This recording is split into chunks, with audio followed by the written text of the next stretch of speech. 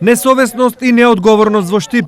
6 мали кутренца фрлени на улица. Рано утринава нивното цивкање и молба за помош, први го чуле дечиња од населбата Пребек. Тука надвор слушна, прв таму нешто и Андри излезе.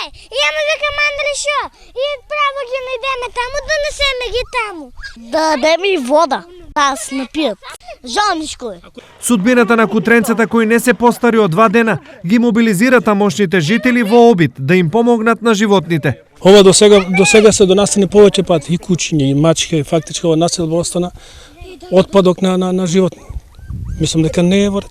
Сепак, овдешните жители се лути и на така наречените љубители на животни кои проблемите од дома ги изфрлаат на улица. Тоа е нашите сограѓани, ми се чини дека на ниско ниво и ова не сме да се дозволува.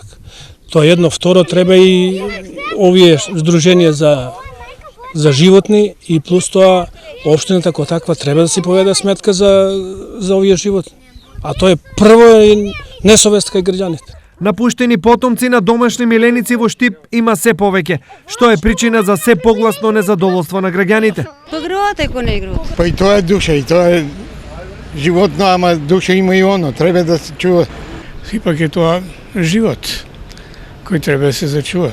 Во случајот со напуштените куќиња во Пребек, ниту еден ветеринар не се нафатил истите да ги згрижи, ниту пак интерес покажале Здруженијата за заштита на животни. Ова, судбината на кутренцата ја прави неизвестна и нивните денови на живот, веројатно се одброени, но прашање е дали некој ќе понесе одговорност за негрижа кон животните, зашто законот такво нешто предвидел. Од друга страна, денешниот случај веројатно го дава одговорот на тоа зошто бројот на опасни кучиња скитници е се поголем.